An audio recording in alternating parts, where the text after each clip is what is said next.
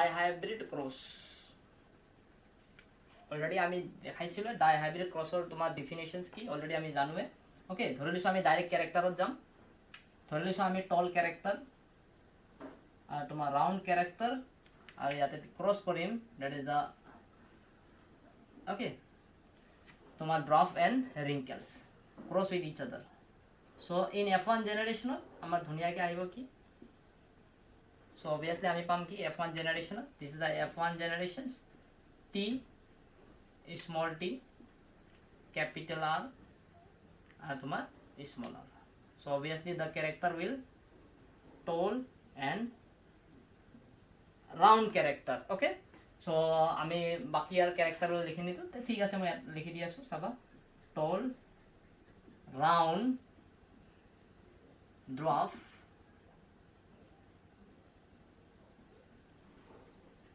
আর তোমার এটা wrinkle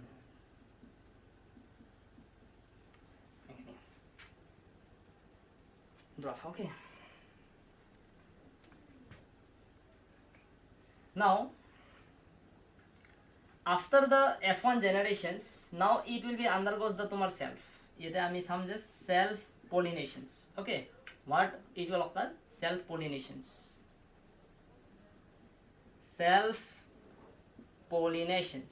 that means what T R will cross with each other okay that is called tomar self pollinations okay so self pollinations হোৱাৰ পিছত আমি Pune square চাৰ্টত ধুনিয়াকে বহাই দিম so self pollination এটা কথা মনত ৰাখিব লগা কথা আছে যে before going to the tomar Punnett square chart how many gametes will be get developed from this TTRR ধুনিয়াকে চাবা there will be only 4 gametes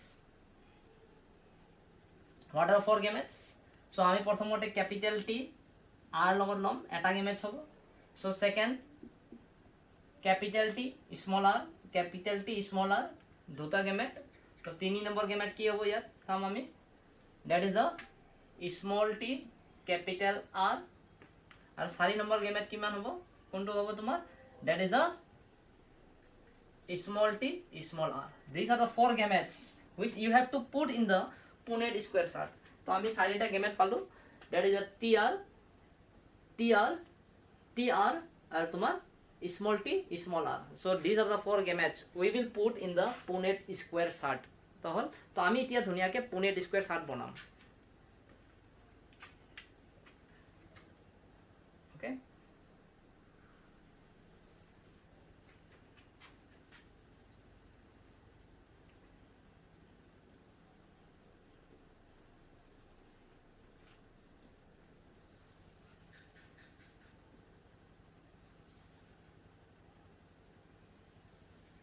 চাৰিটা বক্স বনাবা চাৰিটা জিন আছে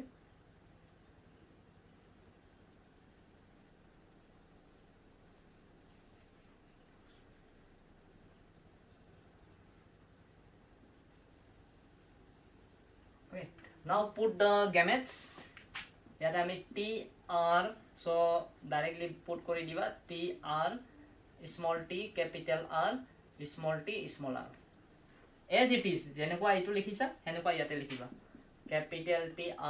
capital T small r TR আৰু ইয়াতে তোমাৰ T small r না এতিয়া মাল্টিপ্লাই কৰি দিয়া ওকে সো মাল্টিপ্লাই কৰিলে আমি কি পাম সো obviously ইয়াতে পাম আমি অকমান সৰুকে লিখিব চেষ্টা কৰিম capital T R সো তাৰ পিছত আমি কি পাম capital T sorry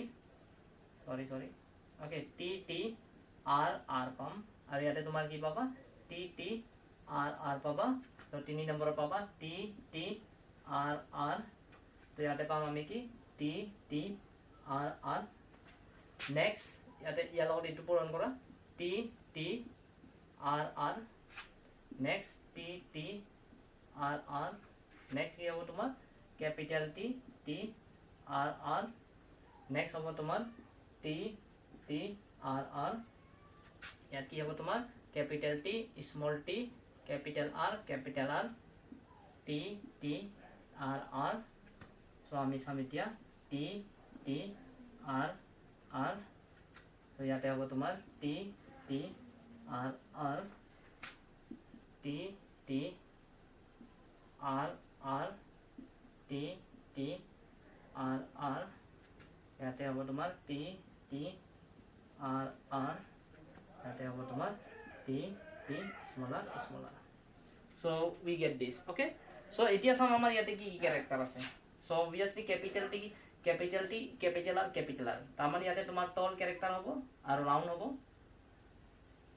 ইয়াতে কি হ'ব তোমাৰ obviously tall round ইয়াতে কি হ'ব তোমাৰ tall round ইয়াতে কি হ'ব তোমাৰ tall round ইয়াতে কি হ'ব tall round ইয়াতে কি হ'ব tall wrinkle ইয়াতে কি হ'ব tall round ইয়াতে কি হ'ব তোমাৰ tall wrinkle ইয়াতে কি হ'ব তোমাৰ tall round ইয়াতে কি হ'ব তোমাৰ tall round ইয়াতে dwarf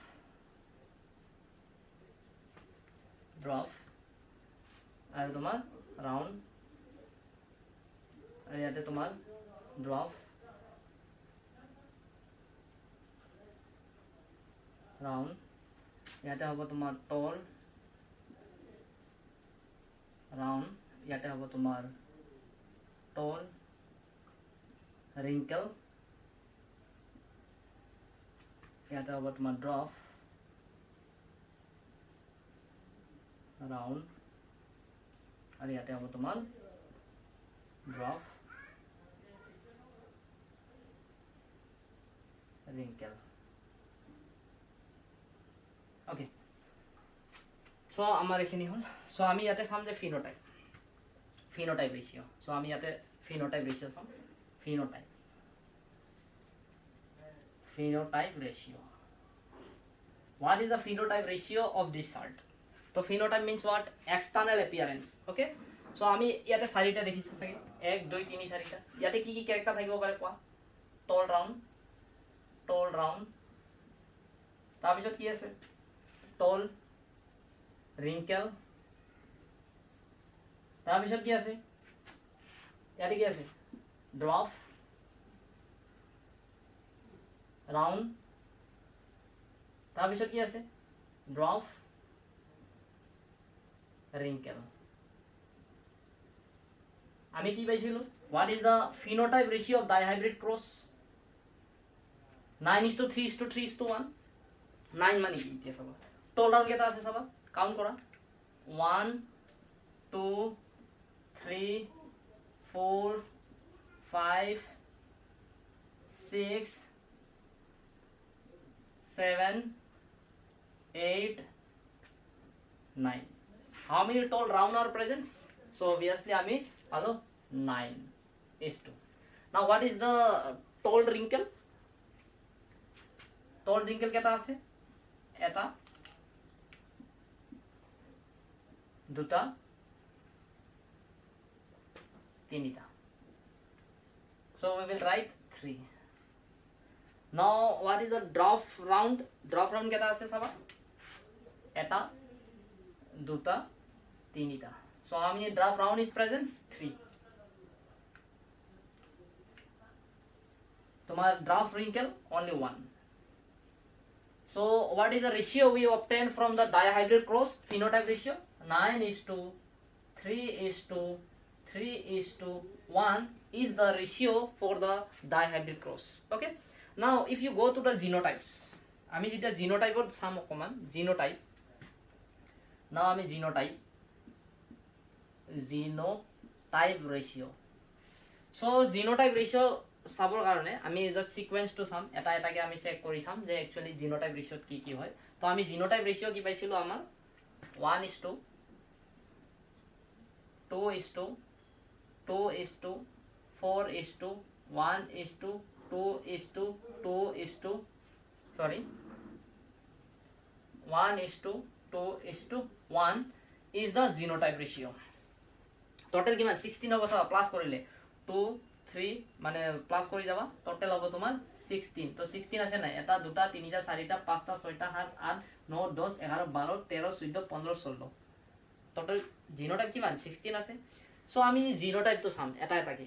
এক মানে কি, দুই মানে কি, দুই মানে কি, চাৰি মানে কি, এক মানে কি, দুই মানে কি, এক মানে কি, দুই মানে কি, এক মানে কি, আমি কি বেসিছত লিখিছো ইহঁতৰ জিনোটাইপস। ওকে, সো আমি এক নম্বৰ চাম। ইয়াতে কি আছে কোৱা? homologous tall and homologous round. Okay, homologous tall and homologous round, just আমি HT আৰু তোমাৰ HR বুলি দি দিম। ওকে, homo মানে আমি homologous tall আমি সাফিক্স ব্যৱহাৰ কৰিম জাস্ট জানিবৰ কাৰণে HOM tall। ওকে, আৰু তোমাৰ HOM round। ওকে, আৰু তোমাৰ হেডৰ ক্ষেত্ৰত আমি ইউজ কৰিম HETR আৰু তোমাৰ HET মানে বা যিকোনো তোমাৰ টল বা ৰিংকেল যি আহে আহিব। ওকে, সো আমি প্ৰথমতে চাম ইয়াত কি আছে। তো ইয়াত আছে তোমাৰ এক নম্বৰ, that is a homo tall, আৰু কি আছে তোমাৰ হোমো ৰাউন্ড। কোৱাচোন কেইটা আছে? Homo tall, homo round, how many? আমি এটাই দেখাইছো চাগে, তো অবভিয়াসলি এটাই থাকিব, সো আমি ইয়াক কাটি দিম। ওকে, তো এটা আছে। নেক্সট সিকুৱেন্সলি চাবা, এনেকুৱা নাই ইয়াত জাম নকৰিবা, এনেকুৱাকে যাবা। ওকে, পুনেট স্কুৱেৰ চাৰ্ট আমি ফৰ্মুলা ইউজ কৰি আছো। সো ইয়াতে কি আছে? Second, that is a homo tall hetero round আছে, আছে নে নাই? Obviously homo tall hetero round কেইটা আছে চাবা, এটা হোমো টল হেটাৰো ৰাউন্ড এটা, আৰু কেইটা আছে? এইটো এটা, দুটা। সো আমি কিমান পালো? 2 পালো, দুটা 2। নাও নেক্সট আমাৰ এইটো হল। নেক্সট আমি 3 নম্বৰটো হেটাৰো। হেটাৰো কি আছে? টল আৰু তোমাৰ হোমো ৰাউন্ড। কোৱাচোন কেইটা আছে? হেটাৰো টল হোমো ৰাউন্ড, এইটো এটা, হেটাৰো টল হোমো ৰাউন্ড এটা, এইটো এটা। ওকে, তাৰমানে কেইটা আছে? তোমাৰ দুটা আছে। So 2 is 2। নেক্সট কি আছে আমাৰ? এইটো আমাৰ হল। নেক্সট এইটো হৈ গল আমাৰ। নেক্সট হেটাৰো টল হেটাৰো ৰাউন্ড, হেটাৰো টল আৰু তোমাৰ হেটাৰো ৰাউন্ড কেইটা আছে চাবা? হেটাৰো টল হেটাৰো ৰাউন্ড এটা,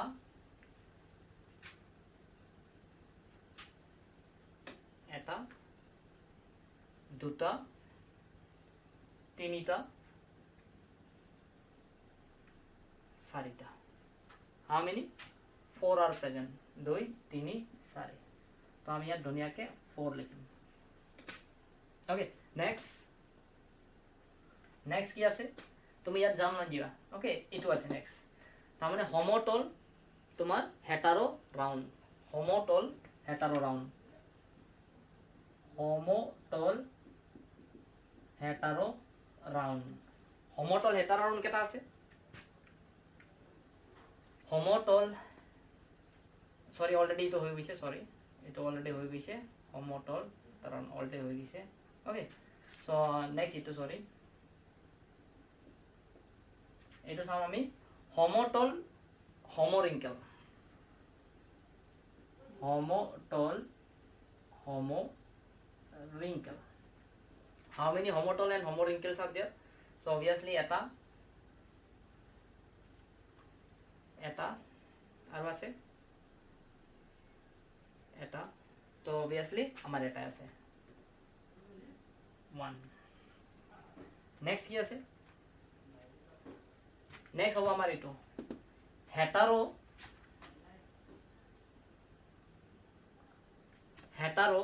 tall আর তোমার হোমো রিঙ্কেল কেটা আছে? হেটারো টল হোমো রিঙ্কেল এটা, দুটা। Okay, how many? 2 is present, so আমি ইয়াত ধুনীয়াকে 2 লিখি দিম। ওকে, সো নেক্সট কি আছে? নেক্সট আমি চাম এইটো হোৱাট ইজ দিছ তোমাৰ হোমো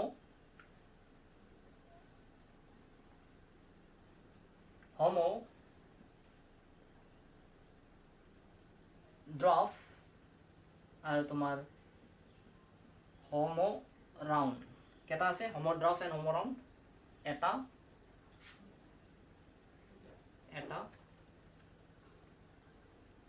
অবভিয়াছলি এটাই আছে সো আমি ধুনীয়াকৈ ইয়াত 1 লিখিম নেক্সট কি আছে সো আমাৰ এইটো চাম homo dwarf hetero round homo dwarf hetero round এটা আছে দুটা আছে how many 2 is present next last কি আহিল ইয়াতে তোমাৰ homo dwarf and homo wrinkle how many presents only 1 is presence so আমি কি পালো রেশিও 1:2 আমি কি পালো সবাই ইয়াত অকমান ফোকাস করো 1:2 2:2 4 1 2 1 2 1 তার মানে আমার এই রেশিওটো আমি পালো ধুনিয়াকে সো আমি গম পালো কেনেকুৱা তোমাৰ জিনোটাইপ ৰেশিও কেনেকুৱাকে ওলাইছে সো ধুনিয়াকে গম পালো আমি so this is about the তোমাৰ dihybrid cross genotype ratio and phenotype ratio okay hall